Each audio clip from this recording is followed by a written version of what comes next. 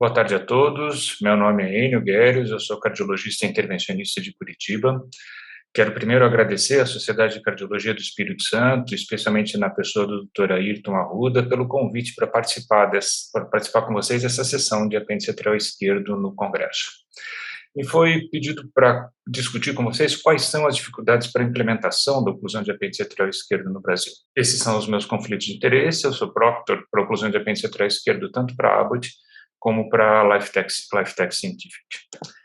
Bom, não é novidade para ninguém que a fibrilação atrial é um problema de saúde pública com proporções epidêmicas. Esses dados aqui foram publicados no Circulation Research e mostram que entre 2010 e 2020 houve nos Estados Unidos 750 mil hospitalizações por ano e 130 mil mortes relacionadas à fibrilação atrial. 15% de todos os AVCs que ocorreram no país nesses anos também tiveram como base fibrilação atrial. Só que com o aumento da prevalência dos fatores de risco e o envelhecimento da população, a previsão é que nos próximos 20 a 30 anos esses números tendam a crescer ao redor de 5% ao ano. Por outro lado, esses aqui são os dados do registro de oclusão de apêndice atrial esquerdo nos Estados Unidos. A oclusão de apêndice atrial esquerdo foi aprovada no FDA lá em 2016. Então, esse registro aqui engloba o número de pacientes tratados entre janeiro de 2016 e dezembro de 2018.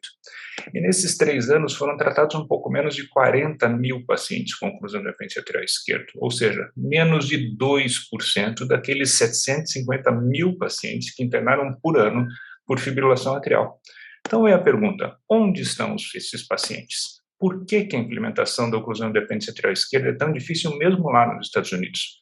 Será que é porque os dados são pouco robustos? Porque poucos pacientes fecham critérios de indicação para intervenção? Porque falta cultura do procedimento? Porque existe hesitação no referenciamento?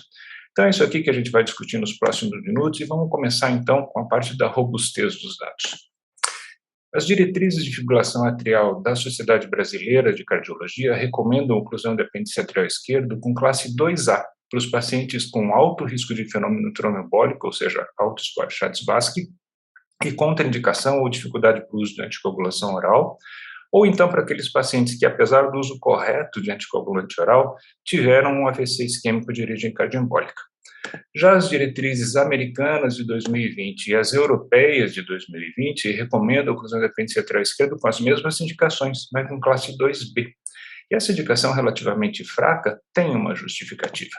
É que até hoje existem só 3 trials randomizados para pacientes para oclusão de apêndice atrial esquerdo ou anticoagulação oral. O PROTECT-AF, de 2009, randomizou 707 pacientes, oclusão de apêndice atrial esquerdo versus varfarina. O PREVAIL também, versus varfarina, 407 pacientes. E o PRAG-17, que randomizou a oclusão de apêndice atrial esquerdo com anticoagulantes diretos, 402 pacientes. Ou seja, as diretrizes se baseiam num universo de só 1.516 pacientes randomizados, e isso justifica por que a indicação não é mais forte do que 2B.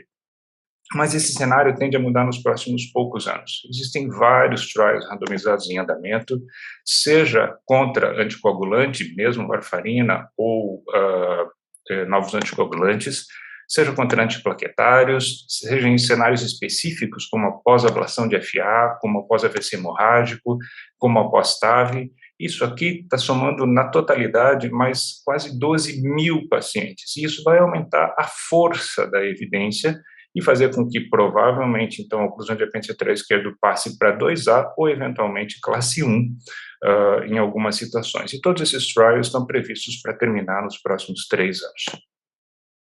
Será que poucos pacientes fecham critérios para indicação da intervenção? Bom, como a gente viu, existem as indicações clássicas para oclusão de apêndice atrial esquerdo, que são aquelas das diretrizes: contraindicação ou alto risco para anticoagulação, ou recorrência de AVC, apesar de anticoagulação oral. Mas, apesar de ter um mundo de pacientes que se encaixam nessas indicações, mesmo assim são indicações relativamente empacotadas.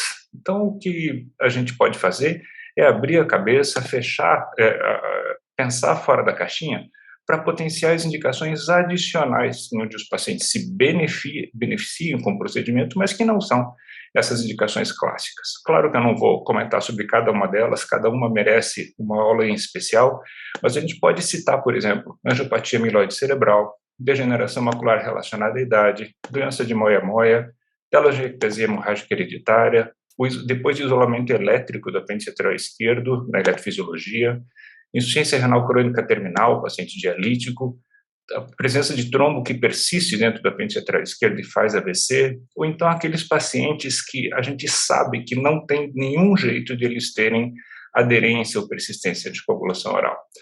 Veja, são todas indicações adicionais, mas que vale a pena a gente pensar, e se a gente pensar nisso, a gente pode eventualmente aumentar o referenciamento de pacientes. Será que existe falta de cultura do procedimento? Vejam que interessante esse trabalho que tentou responder exatamente essa questão. É um trabalho que foi realizado em Detroit, no Henry Ford, e eles estudaram os pacientes que internaram no hospital, pacientes com fibrilação atrial que foram hospitalizados com sangramento. E eles viram qual foi a evolução hospitalar e, especialmente, qual foi a estratégia de prevenção de AVC depois da alta hospitalar. Então, vejam que praticamente 11% desses pacientes faleceram da internação, o que mostra que realmente sangramento por FA não é uma condição benigna. Mas dos 155 que sobreviveram, 45% deles receberam alta com reinício de anticoagulação. Então, eles foram, para a prevenção de AVC, foram novamente anticoagulados. Mas 45% nos Estados Unidos, presta atenção, receberam alta sem nenhuma forma de prevenção de AVC. E menos de 10% foram referenciados para oclusão de apêndice lateral esquerdo nessa, que é uma indicação clássica de diretriz, ou seja, paciente que foi hospitalizado por sangramento. Daí eles fizeram uma subanálise aqui, que é o interessante da história.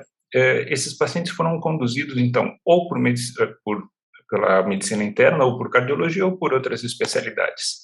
E dos 15 pacientes que foram mandados à oclusão de apêndice lateral esquerdo, 14 pertenciam ao grupo que foi avaliado por cardiologistas durante a internação, ou seja, 14 dos 35 pacientes que eles avaliaram, praticamente 40%, e mais de 90% de todos os pacientes que foram para a oclusão de apêndice lateral esquerdo. E apenas um desses 15, ou seja, 7% dos pacientes, pertenceu ao grupo que foi avaliado pela medicina interna, ou seja, menos de 1%, ou um pouquinho mais de 1%, dos pacientes que foram conduzidos pela medicina interna.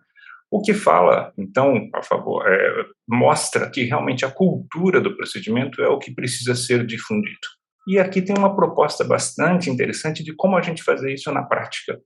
Isso aqui é do grupo de Leipzig, que foi publicado esse ano, e o que ele sugere? Que da mesma forma que a gente tem o Heart Team para discutir pacientes com doença valvular, a gente estabeleça um Heart Team para discutir pacientes com fibrilação atrial. E que esse Heart Team deve incluir, então, hematologista, neurologista, pessoal da clínica médica de todas as especialidades, eventualmente pessoal da UTI, eletrofisiologista, cardiologista intervencionista, e que com isso você analise cada paciente individualmente em relação ao seu risco de AVC, seu risco de sangramento e seu risco de óbito. E com isso você possa decidir qual é a melhor estratégia para o paciente individual. Será que é reiniciar a anticoagulação com outra droga? Será que é oclusão do apêndice atrial? Será que, eventualmente, excisão, oclusão cirúrgica do apêndice atrial esquerdo? Será que é nenhuma prevenção? Então, a ideia desse Heart Team de fibrilação atrial não é que obrigatoriamente o paciente tenha que ser conduzido à oclusão do apêndice atrial esquerdo, mas sim trazer o procedimento para o raciocínio terapêutico habitual, ou seja, isso passa a fazer parte automaticamente do raciocínio como estratégia terapêutica, coisa que hoje não existe. E hesitação no referenciamento. Existe hesitação por parte do médico, seja porque ele não acredita no procedimento, mas o que é mais comum é que a hesitação seja tanto por parte do médico como por parte do paciente, seus familiares, por dó, né? Por pena. O vozinho está lá, deixa ele quieto, a gente não quer fazer um procedimento invasivo nele, mas esse é um raciocínio emocional, né? O racional da coisa é que o risco anual de AVC por FA aumenta exponencialmente em relação à idade. Então, esse risco é de 1,5% ao ano em pacientes até 60 anos, mas chega a quase 24% ao ano em pacientes entre 80 e 89 anos. Então, na verdade, quanto mais idoso o paciente, teoricamente, maior o benefício que ele tem com a intervenção. Então, se a gente pega um paciente de 65, 70 anos, que tem um risco ao redor de 5% de AVC ao ano, o que a gente ouve? 5%, não vou submeter, 5% é 95% de chance. Eu digo como contra-argumento, você pegaria um avião que 5% cai? Eu não pegaria. Isso normalmente, pelo menos, faz o paciente pensar.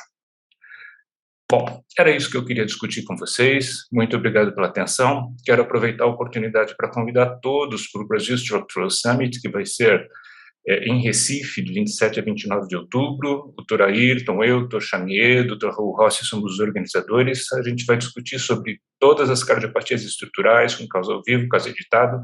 Todos serão muito bem-vindos, as inscrições estão abertas. Muito obrigado pela atenção de vocês. Estou pronto para a discussão.